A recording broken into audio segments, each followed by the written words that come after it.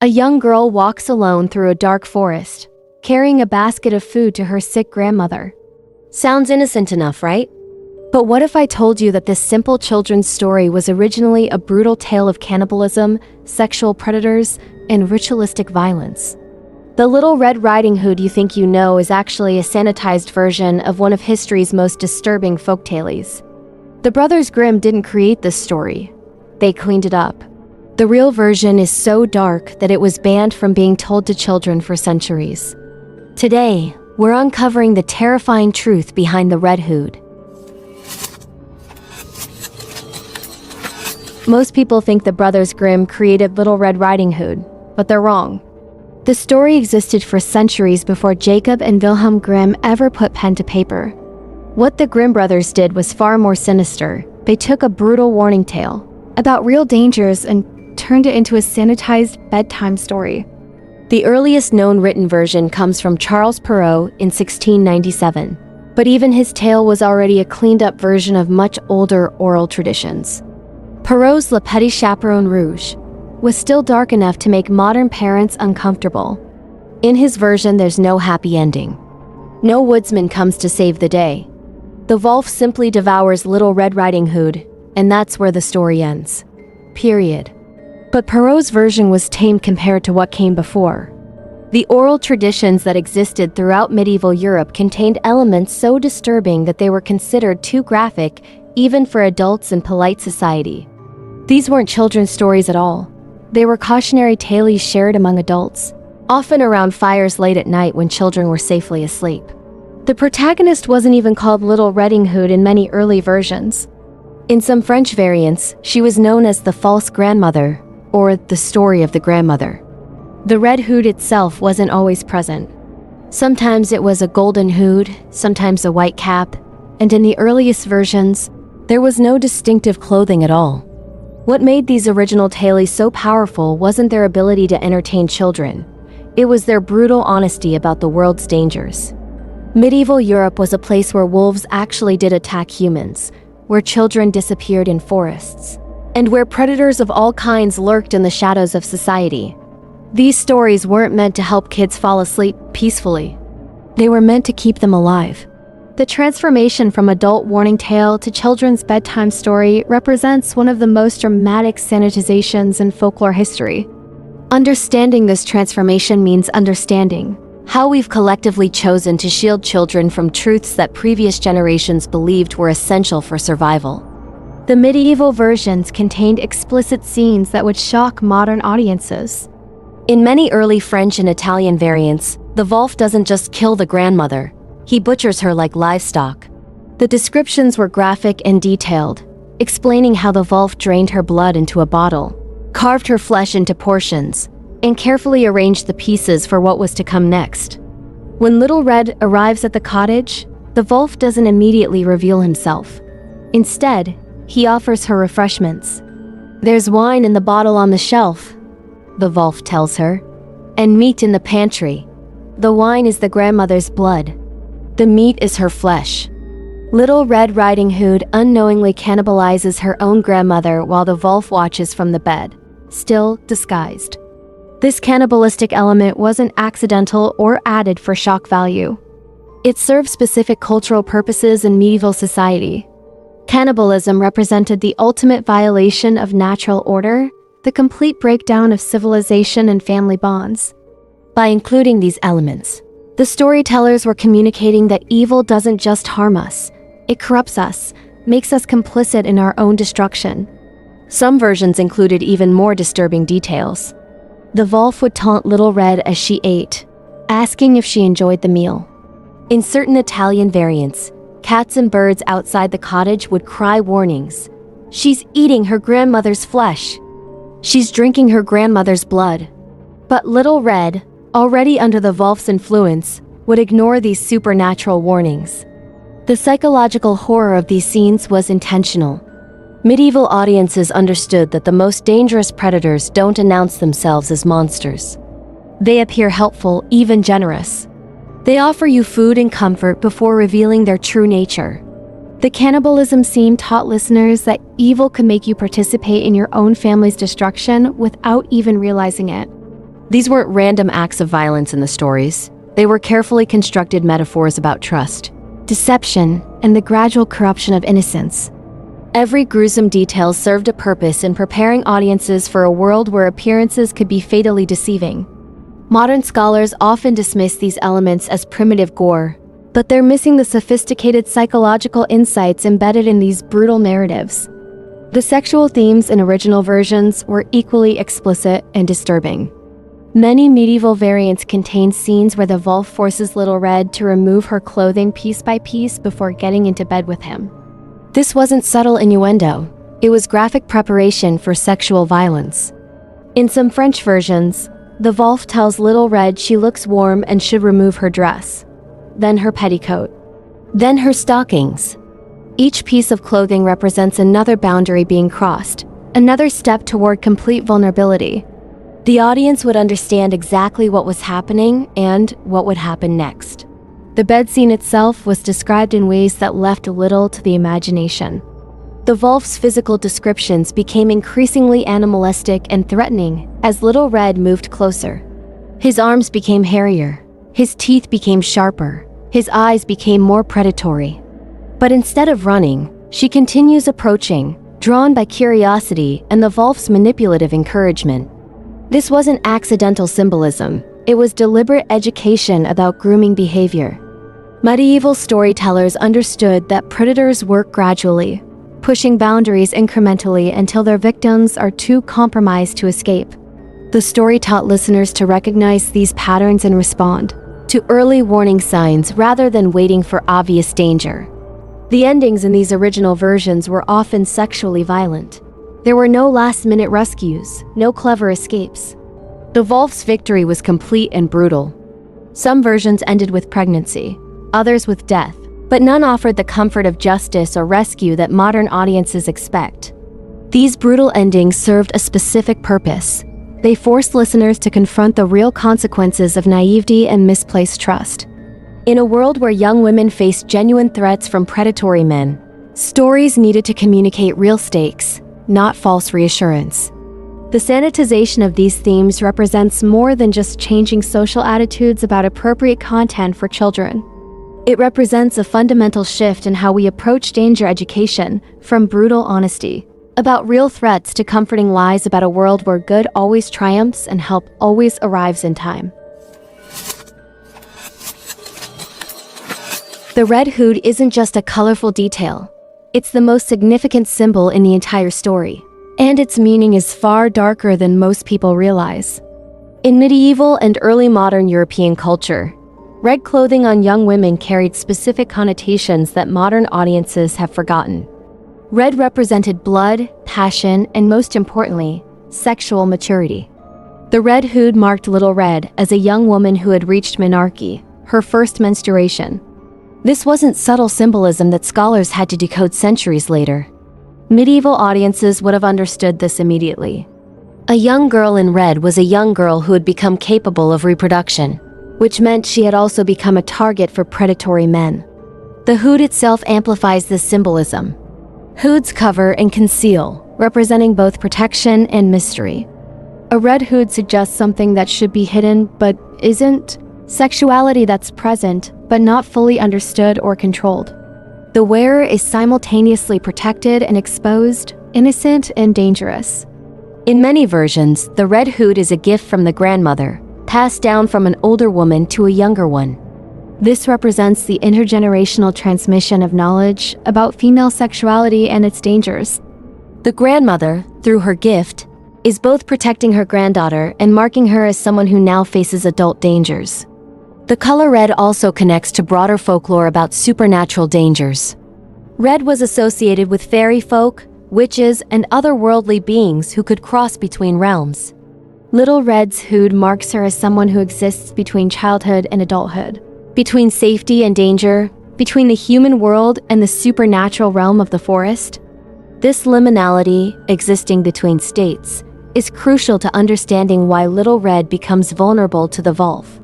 She's no longer a child who can claim ignorance, but she's not yet an adult with full understanding of the world's dangers. The red hood announces this transitional state to everyone who sees her, including predators who specifically target young women in this vulnerable phase.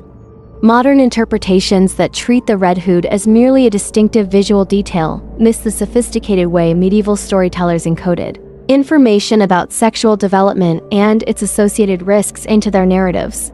The wolf represents far more than just a wild animal or a generic evil force. In the symbolic language of medieval folklore, wolves embodied specific types of masculine predatory behavior that audiences were expected to recognize and avoid. Wolves hunt in calculated ways.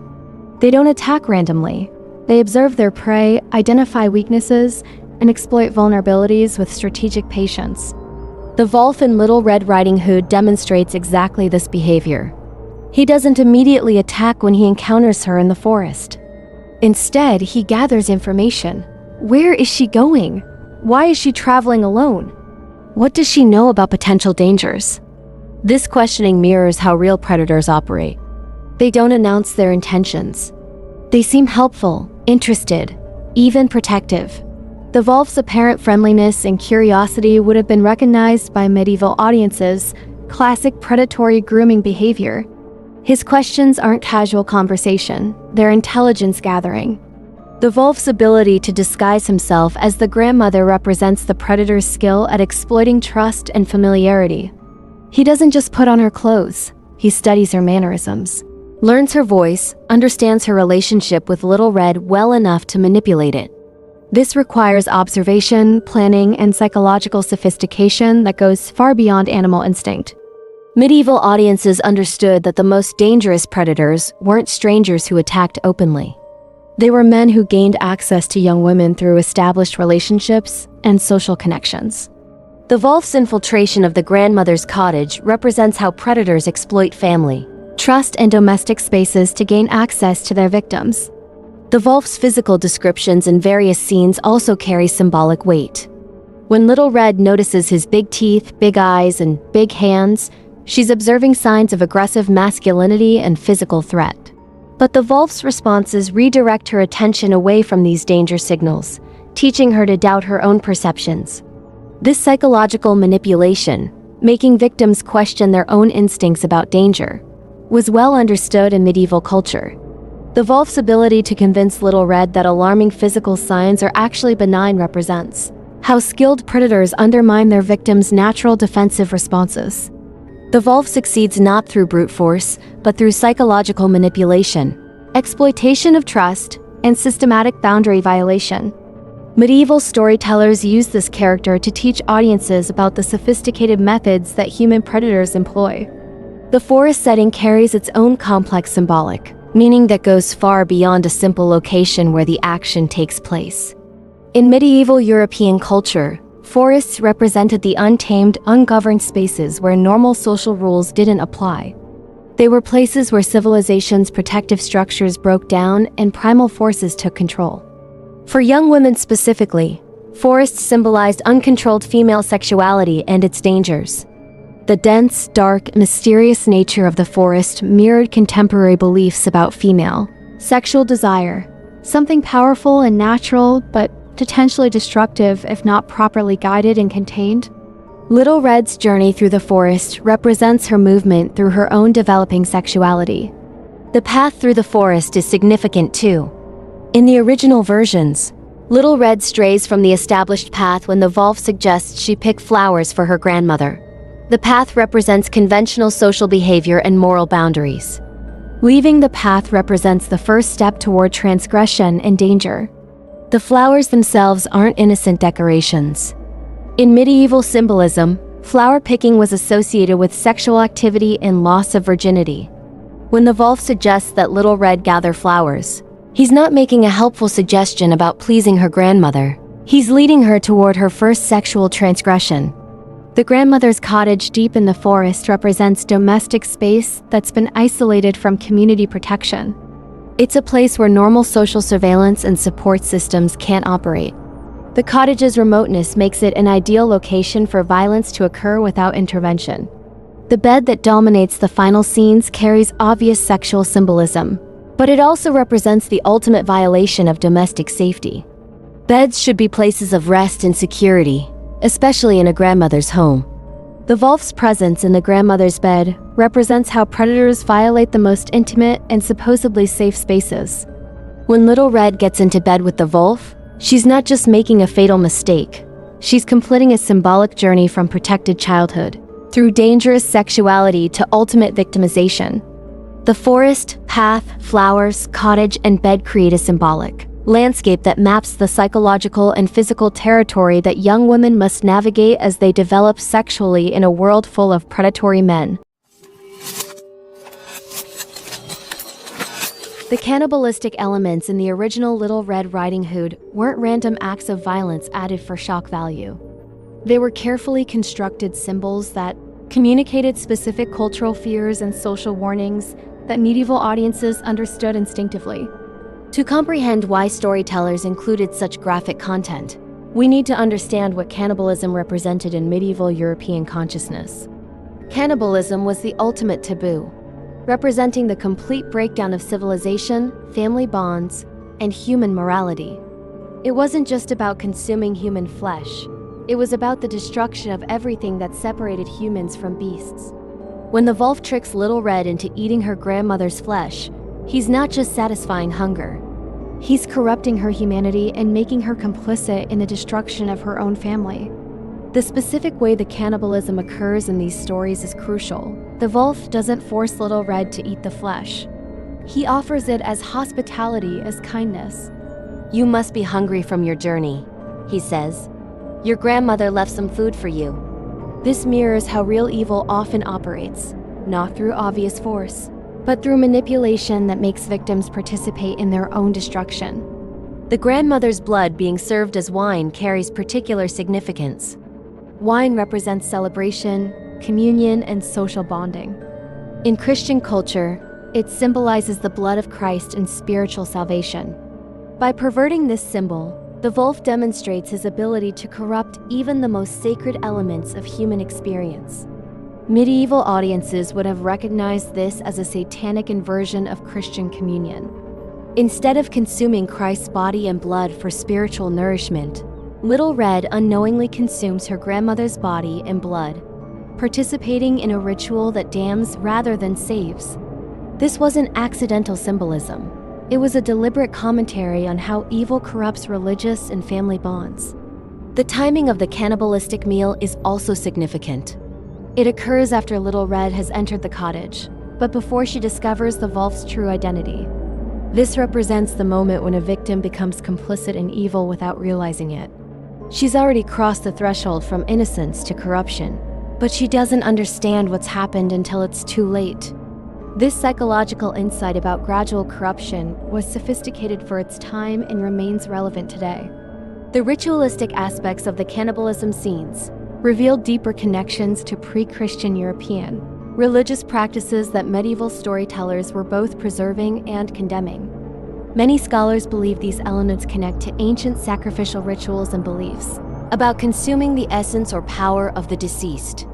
In various European folk traditions, consuming parts of the dead was believed to transfer their knowledge, strength, or spiritual essence to the living. The wolf's careful preparation of the grandmother's flesh, draining her blood, portioning her meat, and presenting it as a formal meal, mirrors documented ritual practices from pre-Christian Celtic and Germanic cultures. But the story subverts these ancient beliefs by making the consumption involuntary and deceptive. Traditional ritual cannibalism required knowledge and consent from the participant. The communion with the dead was meant to be spiritual and transformative. In Little Red Riding Hood, this sacred act becomes a tool of manipulation and corruption. The wolf's role as ritual facilitator is particularly disturbing. He takes on the function of a priest or shaman, managing the sacred consumption of human flesh. But instead of facilitating spiritual communion between Little Red and her grandmother, he's using this powerful ritual to bind Little Red to evil and make her unknowingly participate in destroying her family bonds. The detailed descriptions in early versions emphasize the methodical ceremonial nature of the preparation. The wolf doesn't hastily consume the grandmother and leave scraps. He carefully processes her body, stores the blood properly, and presents the meal in a way that mimics traditional hospitality. This ritualistic approach transforms the violence from random brutality into calculated spiritual warfare. Medieval Christian audiences would have recognized these elements as diabolical perversions of both Christian communion and older pagan practices. The story warned that Satan could corrupt any spiritual practice, even those that seemed sacred or ancient. Evil didn't just oppose goodness, it twisted holy things into instruments of damnation. The cannibalism also represents the ultimate violation of the grandmother-granddaughter relationship. In medieval culture, grandmothers were repositories of wisdom and family memory. By making Little Red consume her grandmother's flesh, the wolf destroys this intergenerational connection and prevents the transmission of protective knowledge that might have saved her. This symbolic destruction of family wisdom and protection was particularly terrifying for audiences who relied on oral tradition and family networks for survival.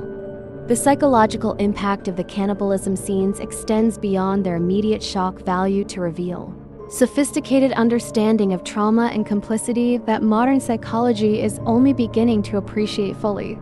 Medieval storytellers understood that the most effective way to destroy someone isn't just to harm them, it's to make them participate in harming others, especially those they love. When Little Red unknowingly consumes her grandmother's flesh, she experiences what modern psychologists would recognize as moral injury, the psychological damage that occurs when someone is forced to participate in acts that violate their fundamental moral beliefs. The wolf doesn't just make her a victim. He makes her an unwitting perpetrator. This psychological manipulation is more devastating than simple physical violence because it attacks the victim's sense of self and moral identity. Little Red will eventually realize that she participated in cannibalizing her own grandmother. This knowledge will haunt her forever, assuming she survives the encounter. The wolf's pleasure in orchestrating this corruption reveals his sophisticated understanding of human psychology. He doesn't just want to kill and consume Little Red, he wants to destroy her psychologically first. The cannibalism scene demonstrates that true evil doesn't just seek to harm. It seeks to corrupt, to make good people participate in evil acts. Medieval audiences understood this dynamic from religious teachings about temptation and sin. Satan's greatest victory wasn't simply harming humans, it was corrupting them, making them choose evil freely, destroying their relationship with God and their own moral nature. The involuntary nature of Little Red's participation makes the corruption even more insidious. She can't even claim the moral clarity that comes with conscious choice. She was tricked into violating fundamental taboos about family loyalty and human dignity. This places her in a psychological liminal space, neither purely innocent nor clearly guilty. The cannibalism scenes serve as a warning about how evil operates in the real world. Predators don't just harm their victims directly. They manipulate situations to make victims complicit in their own destruction or the destruction of others. They understand that psychological corruption is more devastating and longer lasting than physical harm. This insight about the nature of evil and its methods remains disturbingly relevant in contemporary discussions of abuse, manipulation, and trauma. Medieval Europe was a world where the dangers depicted in Little Red Riding Hood weren't metaphorical. They were daily realities that shaped every aspect of life. Understanding why such a brutal story emerged and persisted requires examining the historical context that made these warnings essential for survival. Wolf attacks on humans were documented throughout medieval and early modern Europe. The Gevaudan beast in 18th century France reportedly killed over 100 people. The wolves of Paris were so dangerous that bounties were offered for their elimination. Traveling alone through forested areas, especially for women and children, was genuinely life-threatening. The wolf in Little Red Riding Hood represented a real and present danger that audiences faced regularly. But human predators were an even greater threat than animal ones. Medieval society provided little protection for women and children traveling alone. Legal systems were primitive, law enforcement was sparse, and social structures offered limited recourse for victims of violence. Young women were particularly vulnerable to sexual assault, kidnapping, and murder when they moved outside protected community spaces. The story's emphasis on deception and manipulation reflected the reality that most violence, against women came from men who gained their trust first. Strangers who attacked openly were actually less common than acquaintances. Family, friends, or authority figures who used their positions to access and harm women. The Wolf's ability to disguise himself and infiltrate domestic spaces represented this more common and insidious form of predation.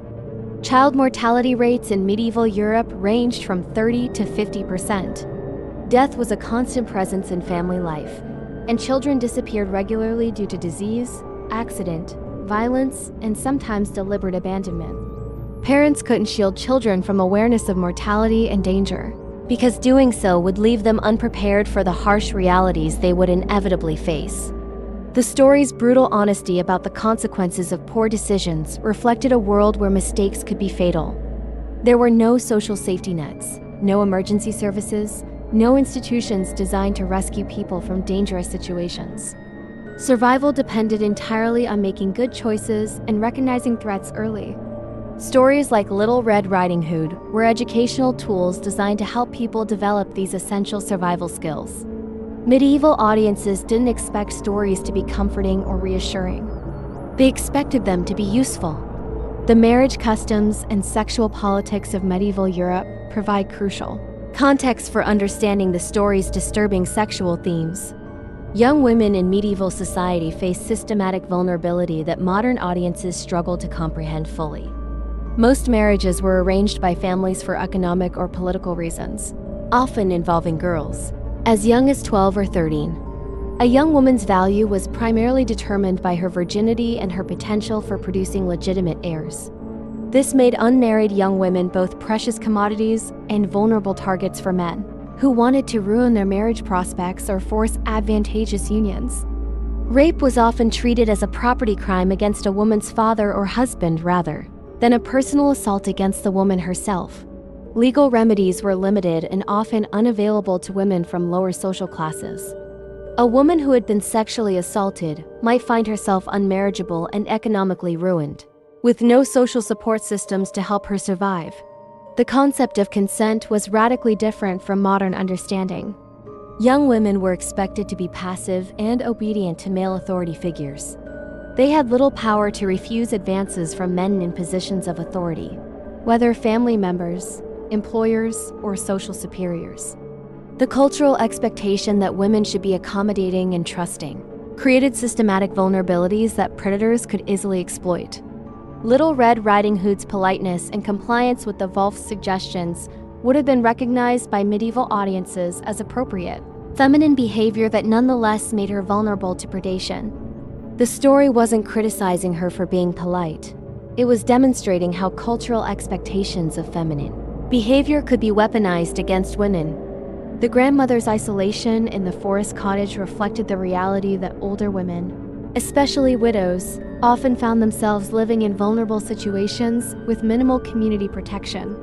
Elder abuse was common, and older women were frequent targets for robbery and violence because they were perceived as defenseless and unlikely to receive help.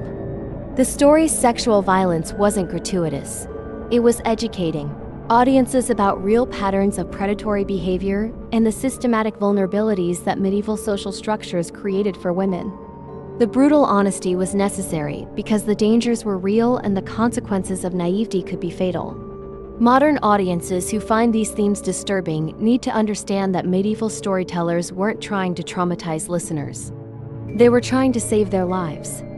The economic and social structures of medieval Europe created conditions where stories like Little Red Riding Hood served essential community functions beyond mere entertainment. These tales were part of a comprehensive informal education system that prepared people for survival in a dangerous world. Economic necessity often required women and children to travel alone through dangerous territory. Families couldn't always afford to provide escorts for routine tasks like visiting sick relatives or conducting trade. The story of Little Red Riding Hood provided a framework for assessing and managing these unavoidable risks. The detailed descriptions of the Wolf's deceptive behavior served as a survival manual. Medieval audiences learned to recognize predatory questioning, manipulative suggestions, and other warning signs that might save their lives in real encounters. The story taught specific techniques for identifying when seemingly helpful strangers, might be gathering information for malicious purposes. Community storytelling sessions where these tales were shared served multiple social functions. They allowed experienced adults to pass survival knowledge to younger community members without having to discuss traumatic personal experiences directly. They provided a socially acceptable way to talk about sexual violence and other difficult topics that were otherwise suppressed. The stories also served as community warnings about specific individuals or types of dangerous behavior. While the narratives used symbolic wolves and forests, audiences understood they were receiving information about real threats in their environment. Storytellers could communicate warnings about predatory men in their communities without making direct accusations that might provoke retaliation. The moral lessons embedded in these stories reinforced community survival strategies. The emphasis on staying on established paths, avoiding conversation with strangers, and maintaining skepticism about unsolicited help represented practical wisdom that had been developed through generations of dangerous experience. The brutal endings served as emotional conditioning. Medieval life required people to make quick, decisive responses to threats without hesitation or second-guessing. Stories that provided happy endings might encourage dangerous optimism about rescue or escape that could prove fatal in real situations. Little Red Riding Hood and similar tales were sophisticated educational tools designed for a world where survival depended on understanding evil, recognizing danger, and responding appropriately to threats. Their brutality reflected not sadism, but necessity. The transformation of Little Red Riding Hood from a brutal adult cautionary tale into a beloved children's story represents one of the most dramatic examples of cultural sanitization in literary history. This process didn't happen accidentally. It was a deliberate project undertaken by scholars, publishers, and social reformers who believed that children needed protection from harsh realities rather than preparation for them. The Brothers Grimm began this sanitization process in earnest when they published their first collection of folk tales in 1812. Jacob and Wilhelm Grimm were German academics interested in preserving Germanic cultural heritage, but they were also products of their era's changing attitudes about childhood and morality. The Romantic movement had begun idealizing childhood as a state of natural innocence that should be preserved and protected. The Grimm's first edition still contained disturbing elements that would shock modern readers.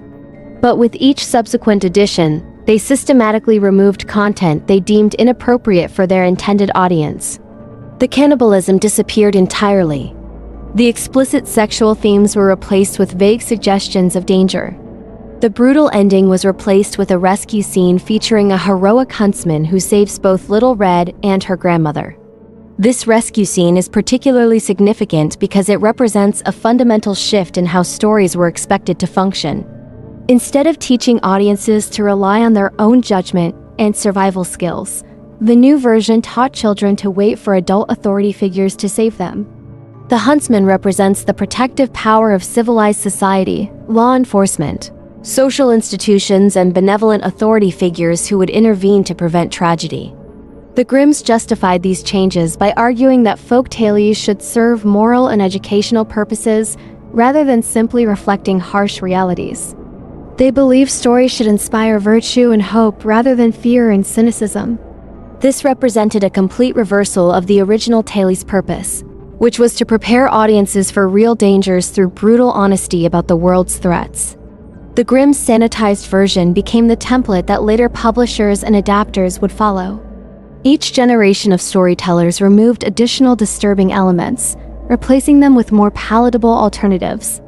The cumulative effect of these changes was to create a story that bore little resemblance to its original form, while maintaining the superficial elements that made it recognizable.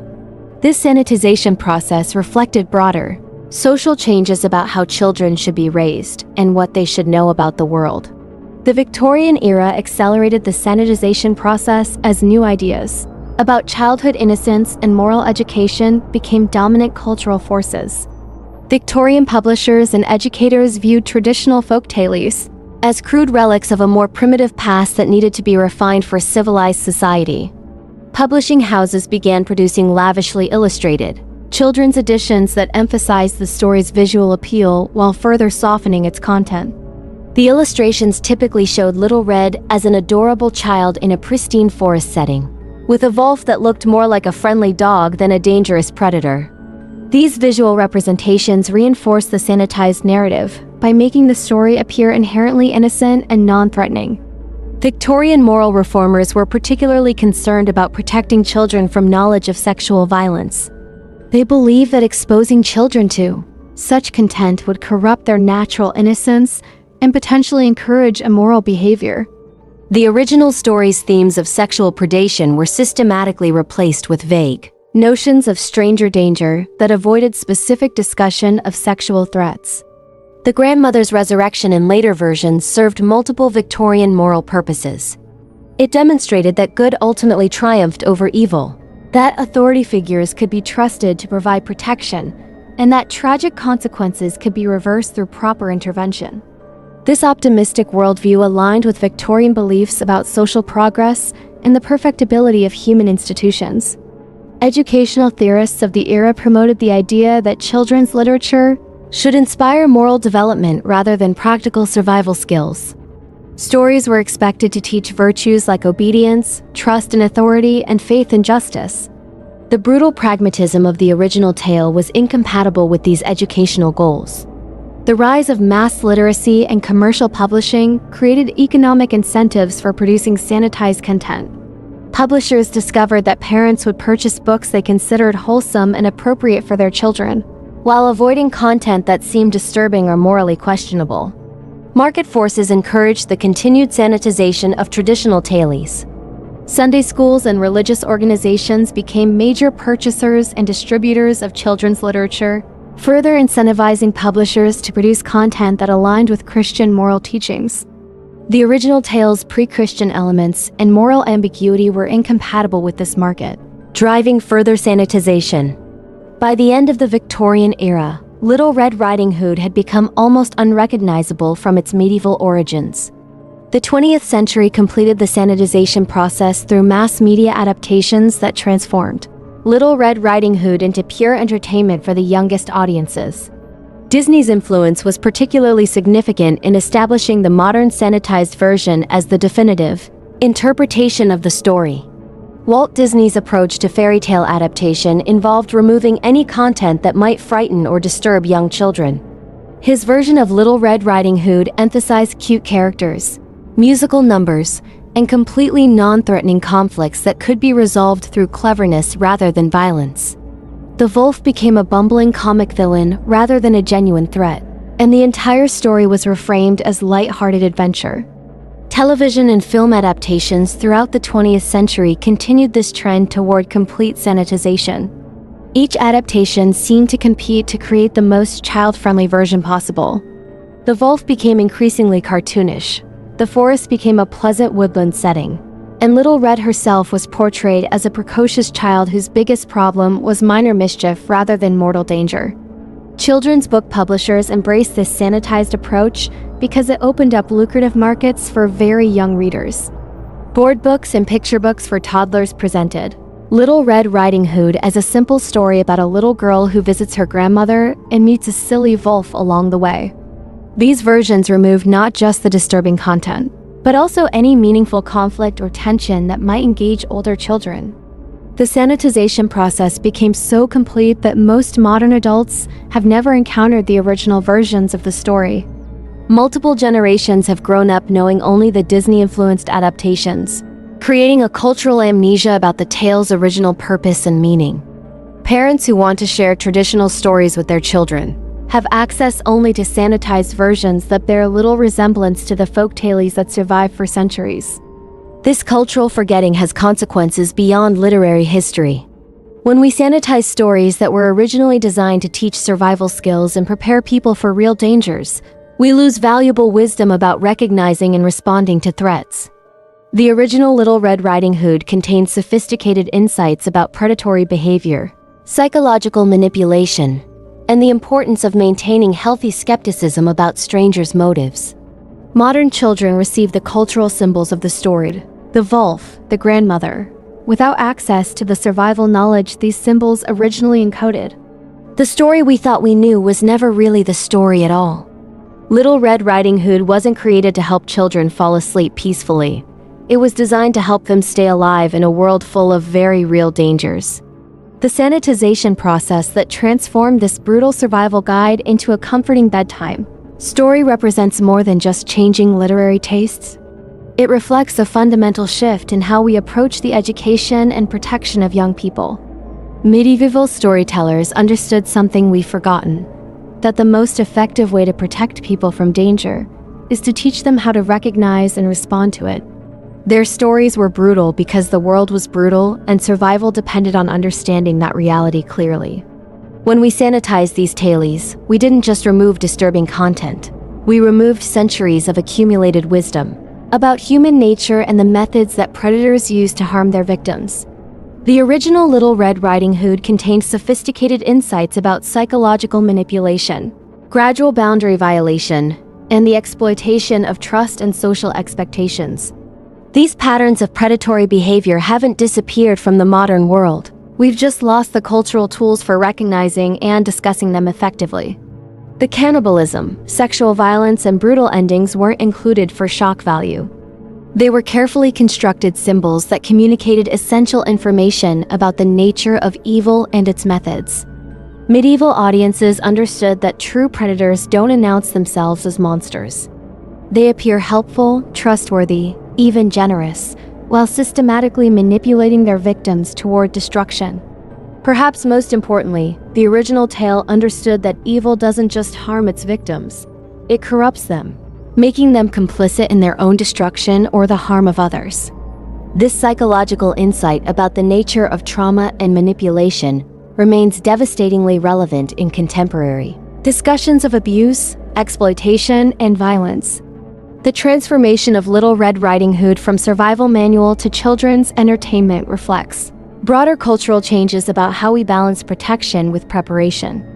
We've chosen to shield children from knowledge of real dangers rather than equipping them with tools to recognize and respond to threats. Whether this represents genuine progress or dangerous naivety remains an open question that each generation must answer for itself. The next time you see a children's book version of Little Red Riding Hood, remember that you're looking at the end result of centuries of cultural editing. The sweet little girl in the red cape represents something much more complex and significant than a simple children's character. Think about the stories that shaped your own understanding of the world. How many of them were sanitized versions of much older, more complex tales? What knowledge might have been lost in the process of making them appropriate for children?